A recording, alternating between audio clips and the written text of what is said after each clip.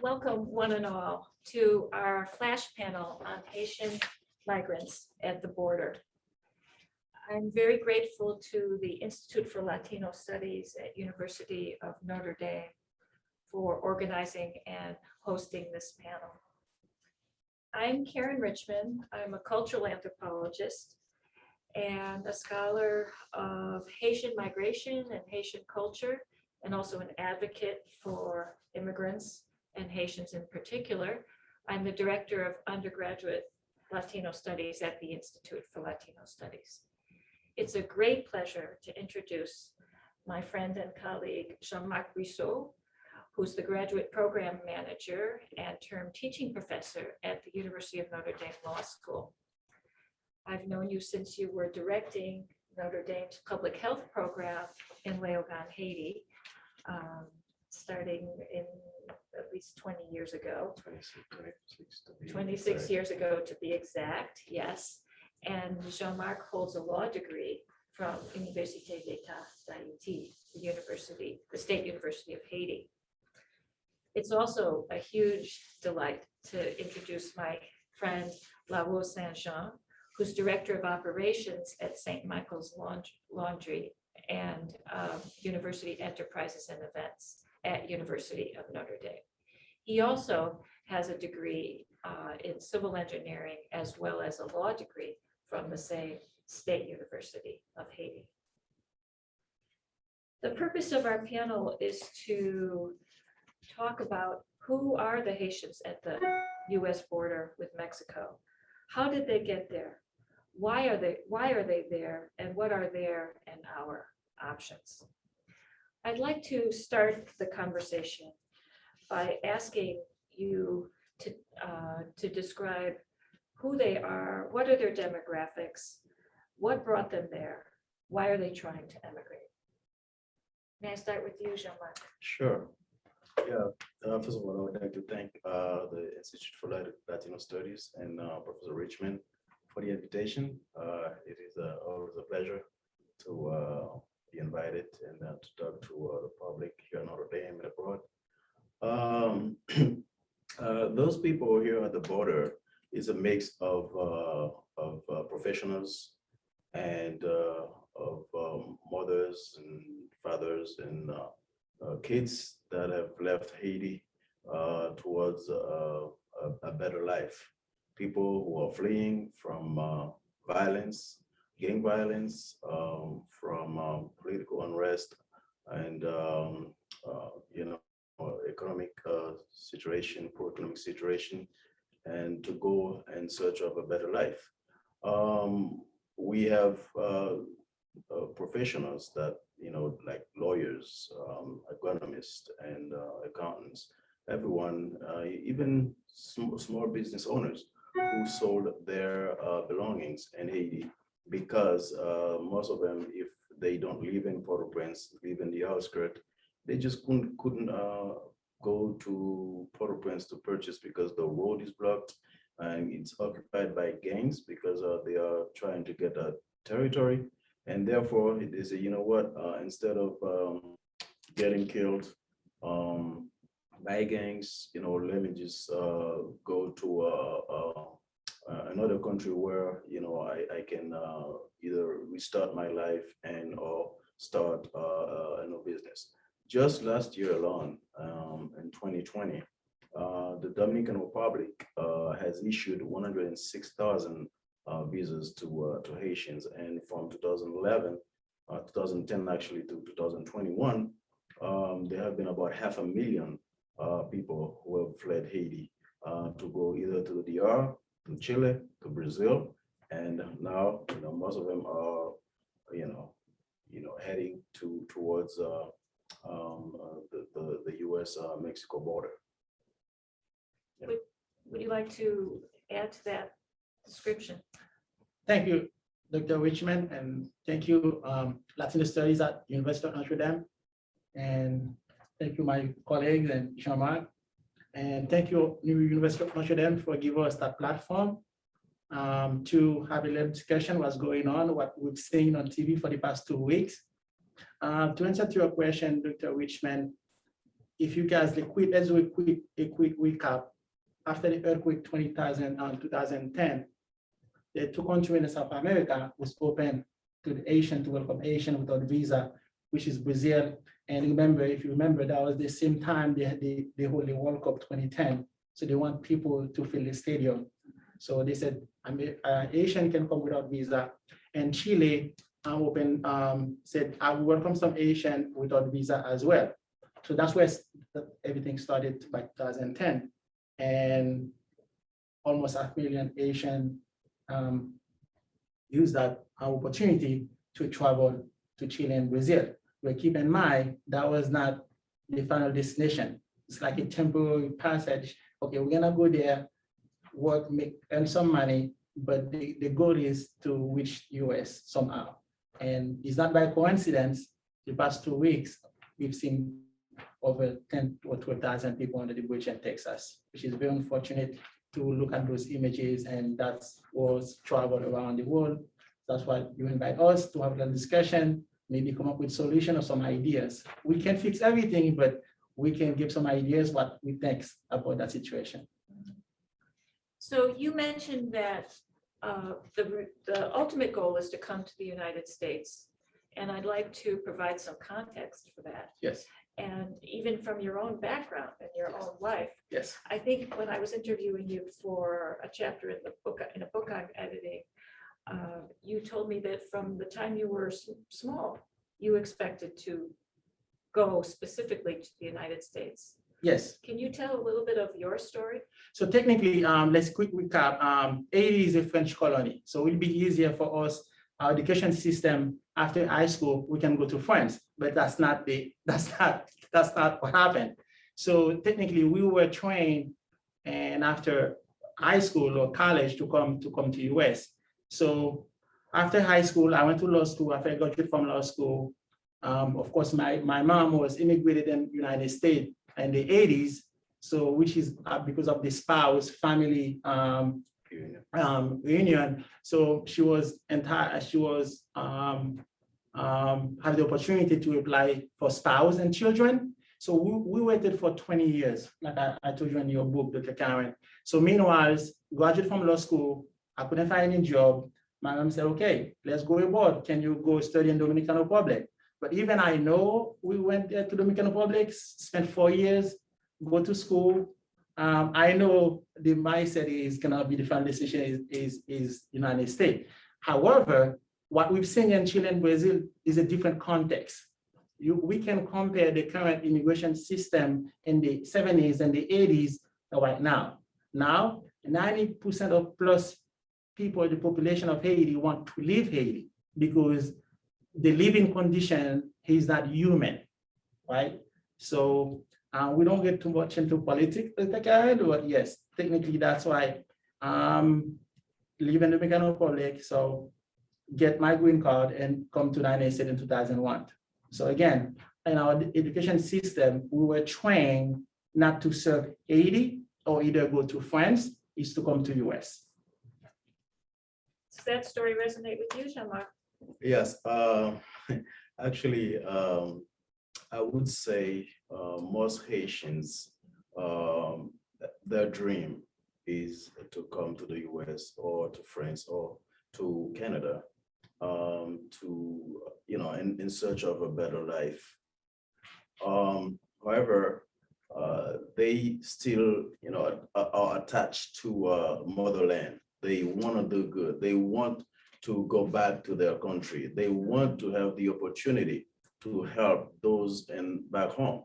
And if you look at the remittance of Haitians abroad, it's just last year alone, it's like $4 billion that was sent to Haiti. And that contributed to almost 30% of the GDP, So a lot of Haitians really, when they are here, let's be clear, they make money, they build houses there where they can only spend 15 days for the whole year. This is just to show you how attached Haitians are to motherland, how attached Haitians are to their families. And that's the reason I think, when Haitians are getting out, they are not getting out to come to another country to bother the other country and such. And instead they are out to search for a better life for them, for the family, and for the country in general. So yes, you're training, you all trained um, to leave the country, actually. And it's unfortunate. Most Canada, let's take an example. Let's be clear. Canada has opened up, and then to take our professionals. And if you take an example of myself, who've been trained by the government for almost for free. I've been to primary school for free. I've been to high school for free. I've been to law school for free. I mean, it hurts that I just cannot go there and then help my country at the highest level. I have tried, and unfortunately, the type of people that is in government, there's so much corruption. You from the outside, you're saying, "Oh my God, am I gonna be welcome home?" Because you just don't want to get your fingers dirty. That's the reason most of Haitians who are trained or educated, they stay away, they stay outside, but still they want to contribute. But unfortunately, they do not want to get involved into politics, which would have been a good thing for the country, because us here, with being in a country where there is a rule of law. You know exactly what to do and what not to do, and you know what can happen. Would be the repercussion if you do something bad. So again, it's unfortunate, but that's the way it is. And all I can say is to invite people all to the outside to still continue helping those inside the country and the country in general. So you two are, and your tremendous contributions to US society and to Notre Dame, we've benefited so much from your presence here.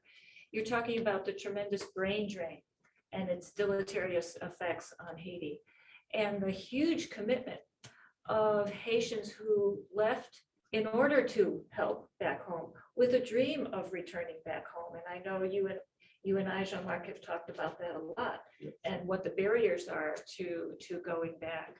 You don't feel safe. You can't get a job that would allow you to live a decent life and support your family.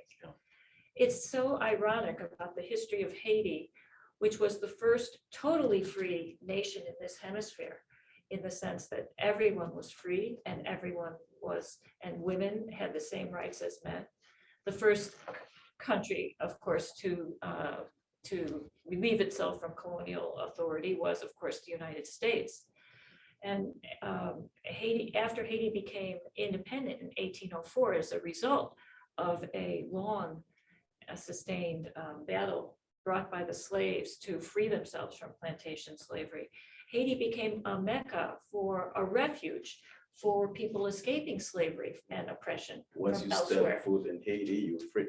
That's what it was. Especially for African Americans who were still in slavery here, right? And we have other countries, Venezuela, There you we go. have US United States. and Atlanta, Savannah, Battle. We have a Sure. lot of country, yes. Simon Bolivar, Mhm. etc. And what a tragedy that this independent republic since 1804 that welcomed outsiders, gave refuge to outsiders, has become a migrant producing society. Haiti had a robust agricultural economy that developed during the 19th century, but it really went into decline in the 20th century. And instead of producing food crops, harvesting the seafood, Haiti mostly prepares people to leave. And people who are committed and who give back. And then once you get a foothold somewhere else, and the ultimate destination is the United States, right? Then you send back money and you help others to leave. So the migrations that we see around the world of Haitians have tended to be financed by the people who are abroad. And these kin groups operate as networks, helping one another, strategically planning where people are going to go. just like your mother planned your migration from her place in Naples for you to go first to the Dominican Republic along with your sister and then to go to South Florida. If I can have the previous slide with the map, that would be helpful too. And you have family in Orlando as well, right? Your mother Yes, my came mom and before my you, sister, yeah. right? That's right. So when we look at where Haitians have gone and where they are primarily, there are almost 750,000 Haitians, and when I mean foreign-born, in the United States. And so that big circle there shows that this is, the United States has the largest number of Haitian migrants in the world. Next, in terms of number, is the Dominican Republic with nearly 500,000 Haitian people born in Haiti. It's very recently that Chile got on the map. And when I gave a lecture, actually I was introducing it, and I used the, and I should thank Migration Policy Institute for this map. Chile wasn't even on their map and we had to make a circle there. Chile now had, well, as of a few months ago, Chile had 237,000 Haitians. Brazil had 33,000. But in terms of rank order, after the Dominican Republic, it's Canada, which has about 100,000 Haitians, and then France, which has 85,000. So it's really important to point out that the people who are at the border, many of them left since then, many have been deported, we need to talk about that, were not coming directly from Haiti, but they were coming from specifically Brazil and Chile. Correct. And making the trek. Do you want to talk a little bit about the trek that these people have made? One thing I would like to mention, Karen, is the population, the group of people in each of these countries. I think Canada is the one that benefited the most from the brain drain in Haiti, because I mean it's a smart move. I would say they opened up a registration format where they are inviting professionals to register for green card or for a work authorization, and since it's like almost 20 years since they started this, and then a lot of professionals have left. I have friends of mine who although they love Haiti and they decided to just apply, and then they leave, and they left Haiti, and now they are working in Canada. And now with the violence that is going on in the political people that is going on in Haiti, they just cannot go back to Haiti. And now they are stuck in a country that they, it's true that they are making their life, but still they want to go back home, but they just can't.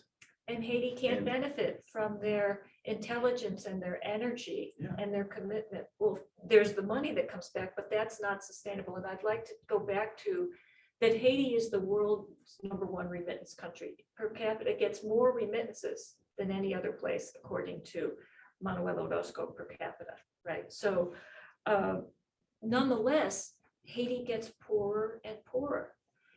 The migration isn't sustainable, is it? No.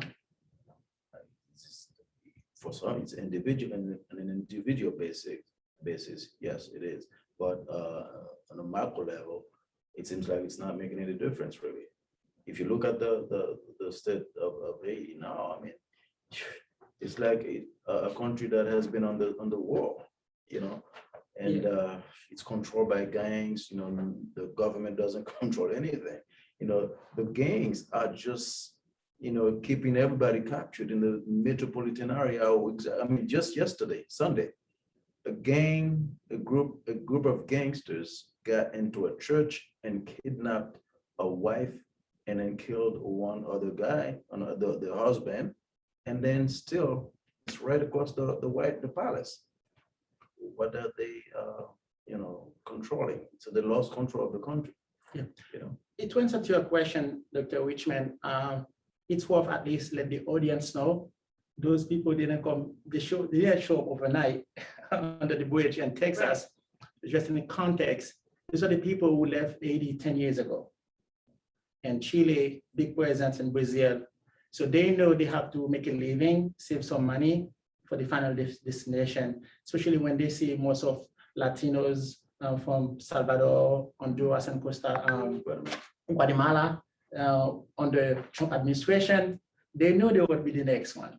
So put it in the context, these people, some of them left Haiti 10 years ago, saved some money. Of course, the remittance, what we sent the diaspora from United States sending to them, they were able to save some money because they know it's gonna be very hard to make that journey.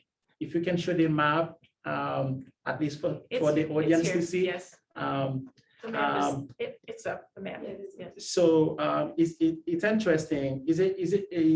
I spoke with some people I know, Dr. Karen, it's a long journey. Some of the Asian who could not afford that journey, couldn't make that trip. You have to cross 11 countries, and the atrocity and the storytelling about what they endure and get to the Mexico, this is unbelievable. And so, as terrible as it is, I think we owe it to them to mention some of the facts that we know about their journeys. Yeah, I've heard and watched a lot of videos since the beginning of this massive exodus, and a lot of people say that they left Chile or Brazil, and they took buses to go all the ways across the borders, and then to get into each border, they have to pay entry fee to, that some of it are legal. And once they are inside the country, then they have to spend a lot of money into paying illegal for safe passage. And, when they get to Colombia, then they have to walk almost 16 or 18 hours a day in the mountain where they don't know where they're going, because they have guides, and then sometimes two guides just living right in the middle of the road. And the worst thing that happened to them is when they have been raped. Men and women have been raped. They've been raped in front of their wife or in front of their husband. This is the worst nightmare that I would say that ever happened to them. And the other thing is that there are some rivers that by crossing those rivers, sometimes the river is too high, the water is too high.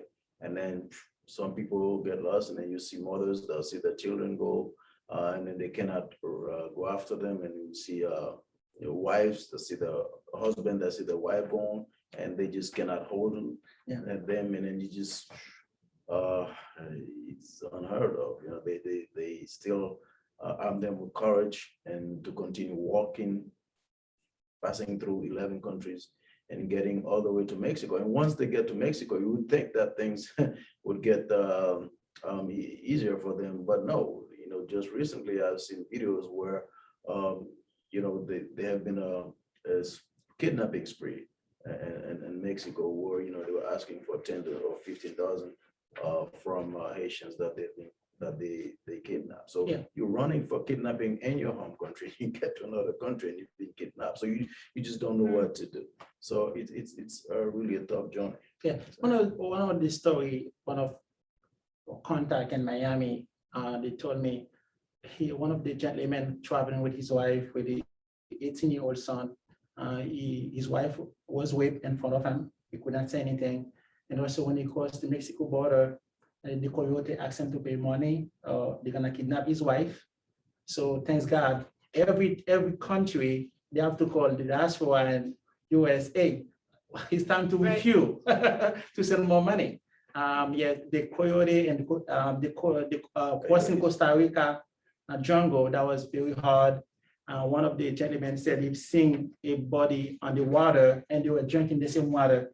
They see a body, and also they see animals eating people alive. So it's very shocking to hear those stories. Yeah. And when they get to Mexico, some of them lost family members. They don't know where they went. Yeah. Well, if you could show the next slide, I would just like to share the story that that I heard yesterday and this morning. And later we'll talk about deportation but that also many people are being sponsored out. And so I'm part of a WhatsApp group called Zone Pam Claire that was started by people from T-Rivière. And they are in the picture, the woman in the center and behind, and their son, Stanley Maturin.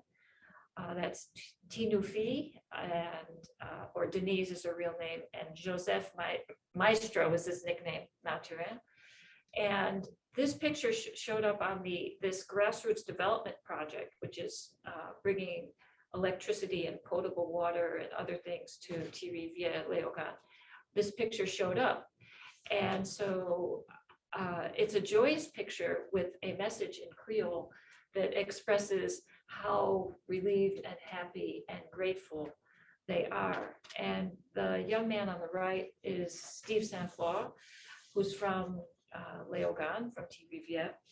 He and his wife went to Brazil 4 years ago, and they went with their daughter, who was a baby then, and they since had another child, and they made the trek starting a little more than a month ago.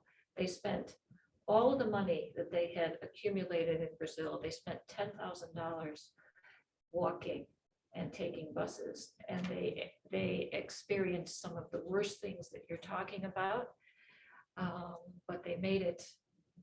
They made it. And along the way, they have had communication, and they were communicating with their family members, and their cousins, who you see in the background, were able to sponsor them. And this is happening throughout the communities. Another way in which Haitians are showing their solidarity and support for one another. And people are joining their families that promise to support them, provide food and shelter, right?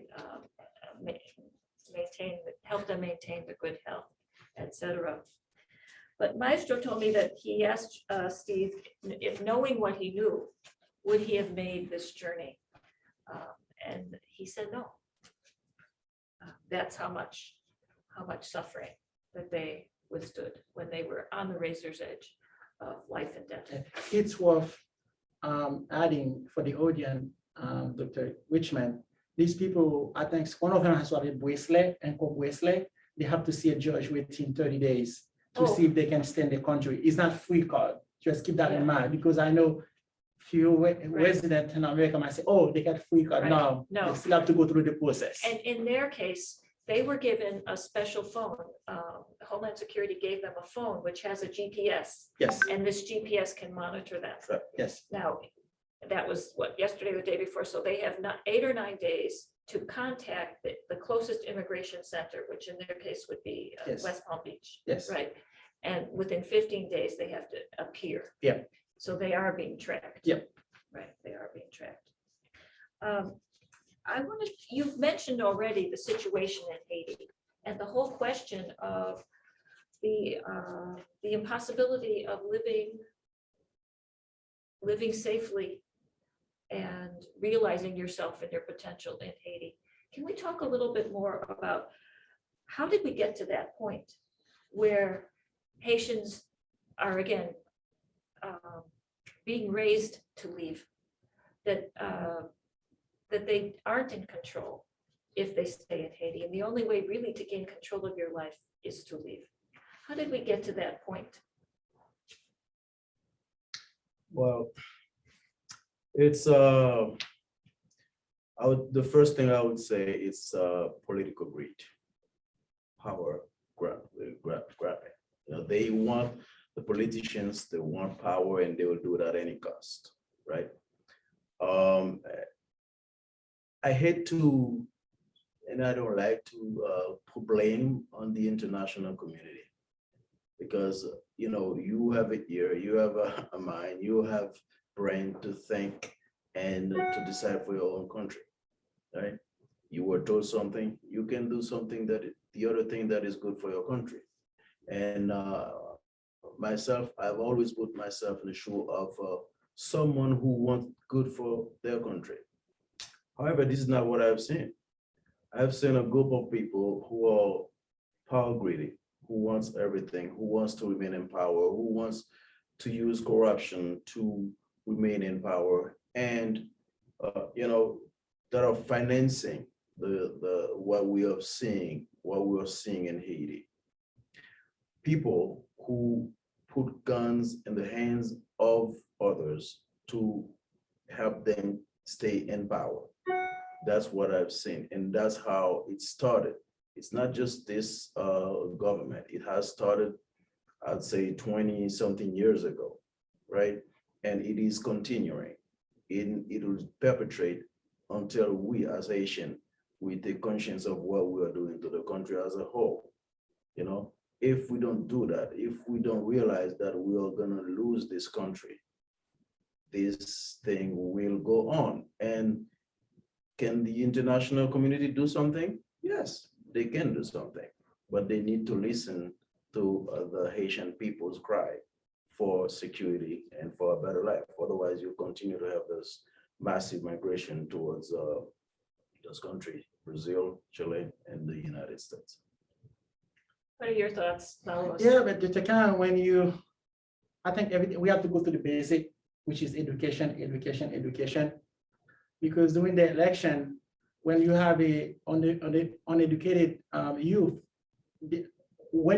there's a reason at age 18 you're eligible to vote, because you have some common sense, you're well educated enough to know what you're gonna vote for. In Haiti, we don't have that. A week before the election, they send some food, some cash, and vote for this candidate. We need to go back to the education. We need to start educating the youth. Of course, creating a safe environment for them to go to school and learn. So the mindset is of the youth, after high school, go to university, become politician, because politician is a secure job to secure the future for themselves and the family. It's not about the country. So you have to become a congressman or a senator or prime minister, a president, because not enough job, we're not creating job in the country. So the state, the government become the bigger employer in the country, right? If you take an example in the US, if you ask an American, who is the name of the Secretary of State? Who is the name of the Secretary of Agriculture? They might not know that because why? Because they have time, they have a job to go to take care of the family. In Haiti, you know all those secretary, right? So because you don't have enough job, they think the state, the government is the biggest employer. We need to start the basic, providing basic necessity for the citizen, potable water, electricity, and create a safe environment for them to live, to help them understand we can make it staying here in Haiti. We don't have to go risking our life in that journey crossing 11 countries and to make it to make something meaningful to the country. Of course, like you said when you interviewed me for your book, Dr. Khan, I don't believe in international community, it's international interests. If US, Brazil, Spain, they have some presence in Haiti, they're there to defend their own interests. They're not there to defend Haiti interests.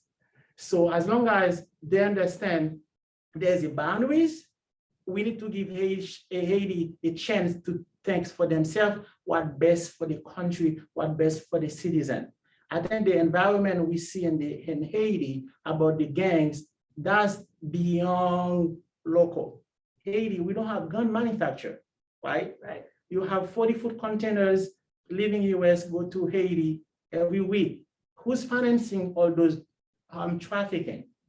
So also when you have all those Western ambassadors in Haiti, they should be protecting the interests of their own country. They are the one who telling us who should be the prime minister, who should be the congressman, who should be the mayor, who should be the police chief. Therefore, you ask yourself, are we really an independent country? Or we let people know the country is independent, but therefore there's still a system that controls everything. The international community need to realize we failed. Let's reset. Let's put a reset button. That critique of of Haiti not being sovereign anymore is a critique that's been going on since at least 1915, when the US started a military occupation of Haiti, and it lasted until 1934. And for all intents and purposes, in my opinion, Haiti is a de facto colony of the United States without if there are any benefits of being a colony, without any of those and all of the prices to pay. And there is that question of whether Haiti is independent. And then you add the extent to which this extreme debtor nation can even control where funds are going to go.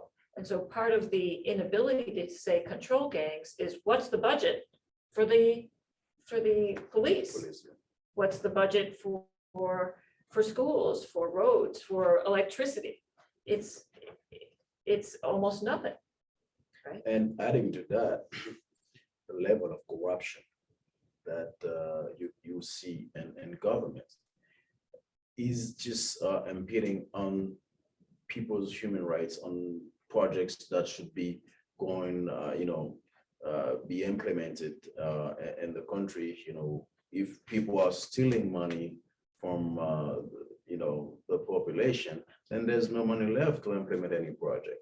So the corruption, that's what really needs to get down, or to get eliminated. Once, and the rule of law as well. So this is something that we really need. And I think if the international community is really, really wants to help us, help us fight corruption, there are laws here in the US that can help, because most of those people, they invest in America, they invest in the US and other countries. So, they have Foreign Practice Corrupt Act. If you know that somebody is investing dirty money, you just seize the money, and then they'll know that they should not be, stealing people's money and then come elsewhere to create wealth, So these things are things that the international community can help with. Helping the national police, providing not humanitarian aid, but real support to the government, capacity building. All of these things should be things that the international community should be focusing on in order to help the country to get back on track. If I can add, Dr. Richman, about the corruption, I think it goes beyond the national, because the budget of the country, 60% of the budget of the country is from the international community, which is IMF, World Banks, or the other countries. So technically, when they dictate what to do, if you refuse, you will have no money. And it's very little compared to what they need to have a social safety net. Yes. And all of the services that a functioning nation state would need. For example, to deal with an earthquake. How many bulldozers were even available after the major earthquake that happened just a few months ago in the southern province? People are still living on a tent.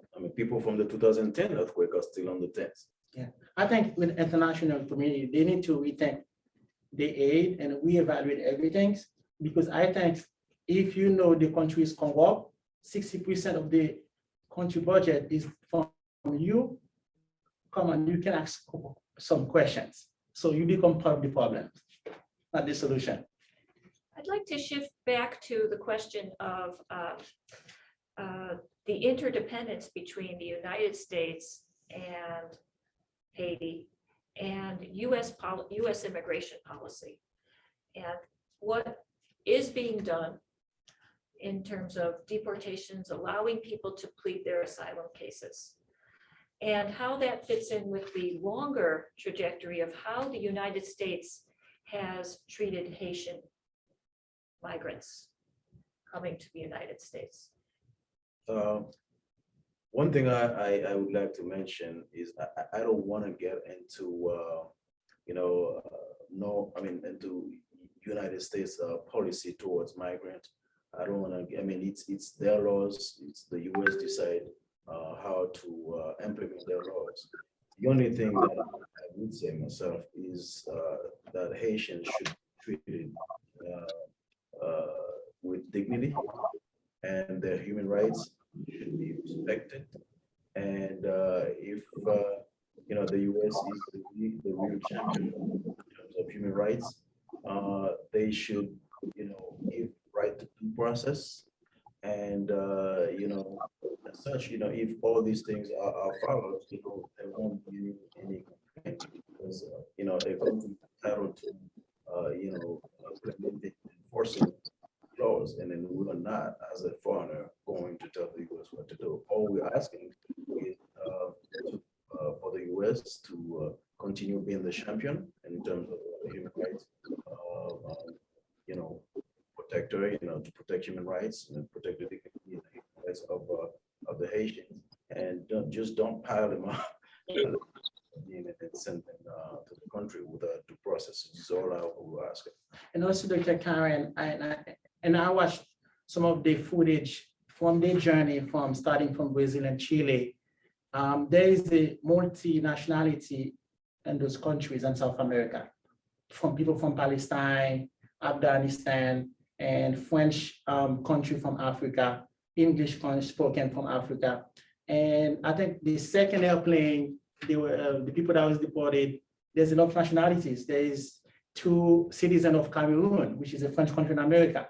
There is one gentleman from Ghana, English spoken, and there's another lady from Cote d'Ivoire, because of French colony. And they found themselves on the tarmac in Port-au-Prince. Because they were told by US Custom, we're not Asian, we were there in South America. So they're assuming, oh, you Black, you Asian, go back to Haiti. So now get to Port-au-Prince. So the OEM have to coordinate with the country origin to say those people are not Asian, they should not be deported, assuming they are Asian.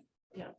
Well, that brings up a very sad aspect of our immigration policy, which is that it targets Black immigrants who are more likely to be denied asylum, more likely to have very long periods of detention, more likely to find themselves in solitary confinement while in detention, and more likely to be deported.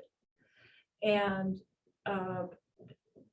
the experience of the Haitians who came on Conté, on the little boats between the late 70s and the early 80s, including your mother, really became a prototype for the abuse of people's human rights.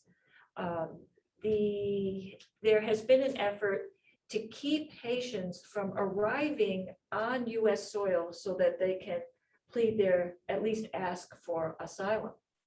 So putting them in detention was the first thing that was done. And with the so-called boat people from that period of the late 70s to early 80s, they were put in detention. The Cubans, whom they often rescued, Cubans coming across on their own inner tubes, were welcomed. And Haitians were often taken in the middle of the night from the Chrome Detention Center in Miami to very remote prisons, where it was expected that, wallowing there in a remote place where they didn't know anyone, eventually they would just ask to be deported. And there were some people who did. The candid, frank, racist discrimination against Haitians did cause people to mobilize. Lots of supporters of the Congressional Black Caucus and many people stood up, and there was a case brought by the Haitian Refugee Center in 1979 against the US government. So it's Haitian Refugee Center versus Civiletti that came out in their favor. And federal judge Lawrence King ordered the INS, the precursor to Homeland Security, to reprocess more than 5,000 Haitian asylum applications. And then the Carter administration created the Haitian entrance status, which would be the counterpart of TPS. Mm-hmm. And so to me, that is a lesson about what can be done, which I think will be maybe our last topic, which is what can and should be done. I think that we need to keep the pressure on to make sure that people can, people's rights are respected and that they be allowed to plead their case for asylum. Because we see in this case from 1980 that there can be a positive result in terms of mobilization. Yeah, my answer would be two-pronged. First would be the U.S. should, in my view, reconsider the Haitian case, because life is almost impossible there at this point. You know, our economy is destroyed politically. Our president just got killed 2 months ago. You know, we just got hit by a massive earthquake, even stronger than the 2010 earthquake.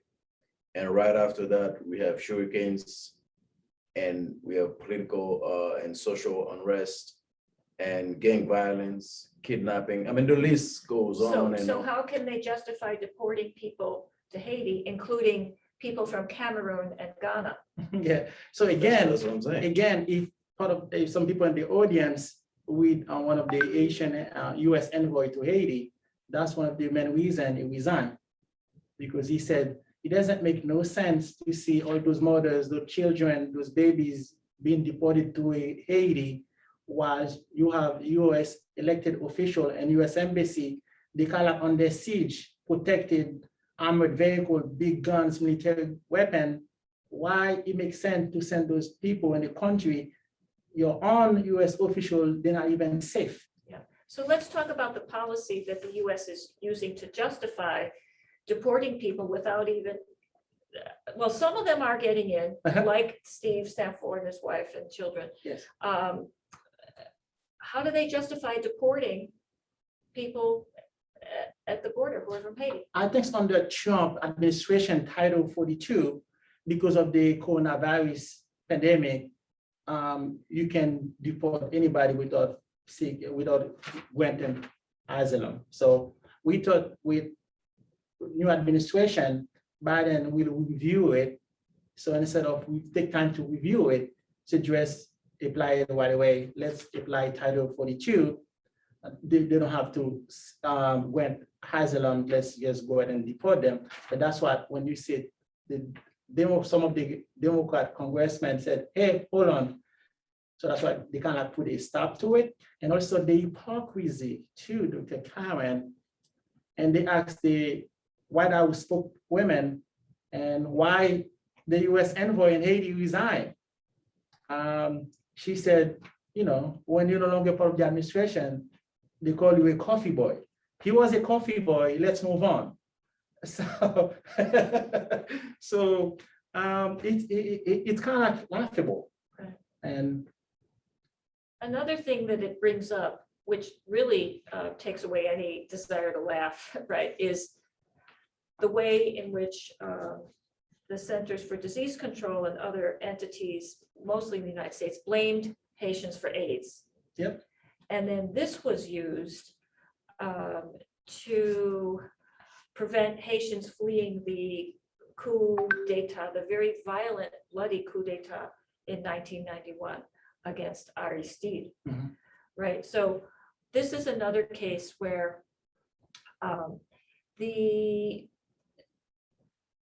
if we go back to the late 1970s, early 80s boat migrations, part of the reasons Haitians are going to Brazil and Chile and elsewhere is that there are Coast Guard cutters in the waters between Haiti and Cuba that got placed there starting in 1982 or end of 81 that prevent anybody from coming. If you're in a boat while Haitian, right, motoring or sailing while Haitian, Mhm.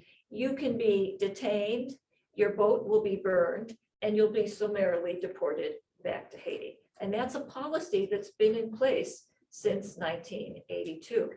So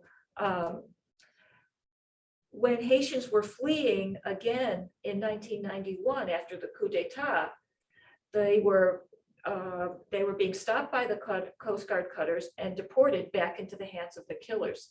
This is another moment that we can talk about mobilization and support. There was such an outcry in the United States and around the world that the US said, okay, instead of the quote walrus courts quickly deciding whether someone had a valid case for asylum, they would hear their claim somewhere. And this is where the camp on Guantanamo got set up to listen to and process Haitian asylum claims. And many, many people were found to have valid asylum claims. But then because of the backlash, the racist backlash, there had to be a reason to keep them out. And that's when the equivalent Title 42 was actually used. And so then Haitians were subjected to tests for HIV. A very small percentage, very small number did have HIV. And they wallowed in this horrendous tent camp for years. And in something I published, I called it the world's first concentration camp for the HIV positive. These policies that characterize Haitians as disease-ridden, right, as people to be afraid of, and ultimately as criminalized, those are deep in the US approach to Haitians. And we're seeing it now, I believe, in the use of Title 42 for Haitians and the efforts to deport them and anyone who seems to look like a Haitian back into a very unsafe place. Again, like I was saying, I'm not in a position to question US policy towards Haiti or any other country. All I'm asking is for the US to take into consideration all the aspects that would a Haitian would face going back to Haiti. Currently, there are so many problems, and like I was saying, starting from the president assassination, earthquake, hurricane, gang violence, kidnapping, etc.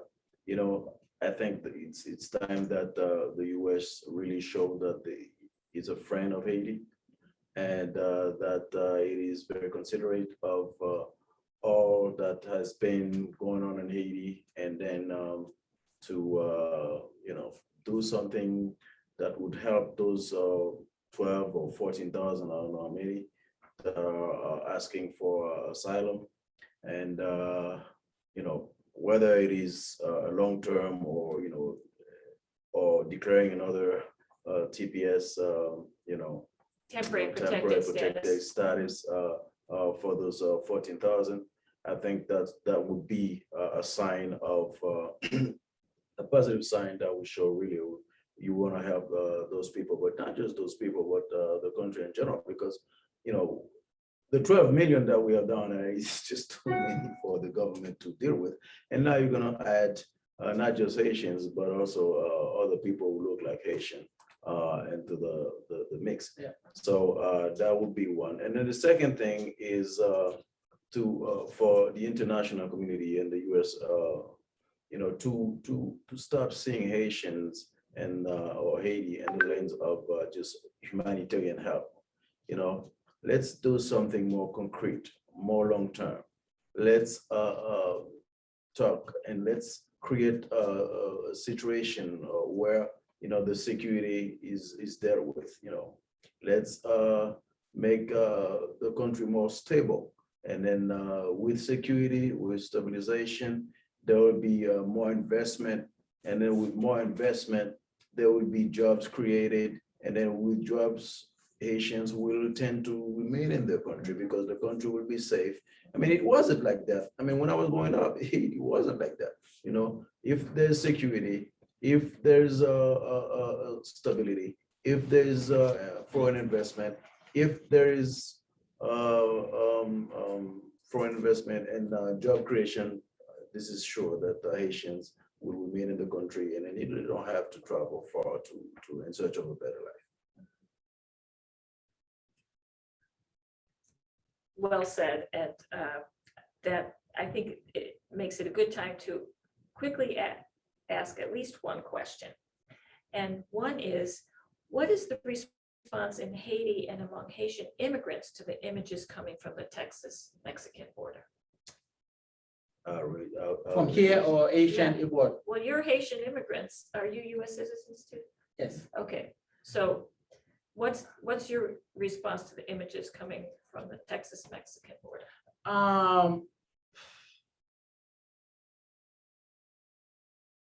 I don't think, I'm not sure if that could have been prevented, because we know there's a big Asian community in South America, and we know the reason they were there in the first place.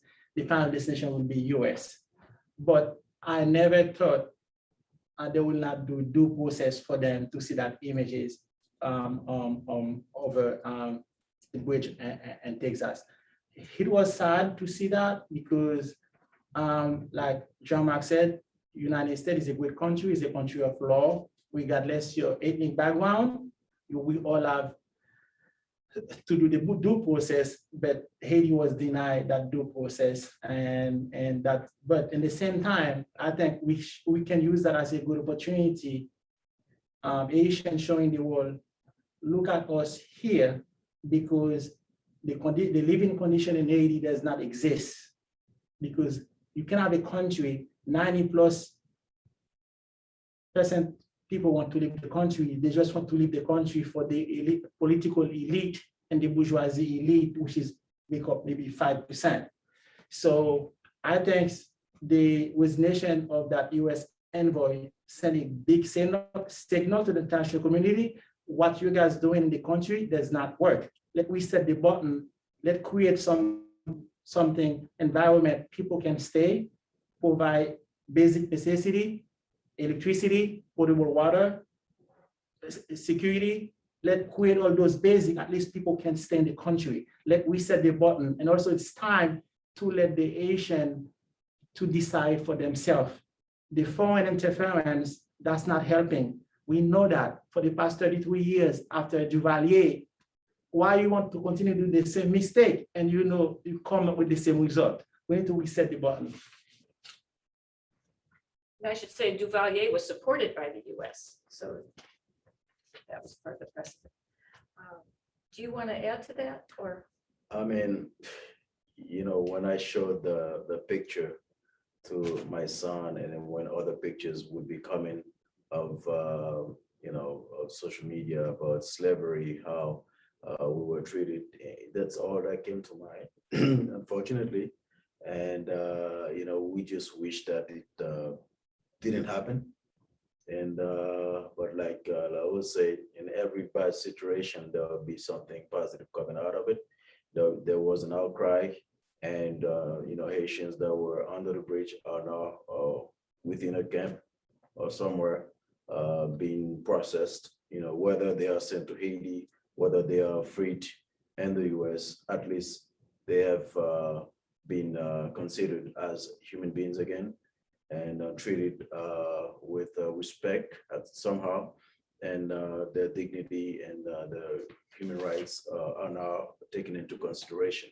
So, I just wish that it did never happen. I know the US is a country of law.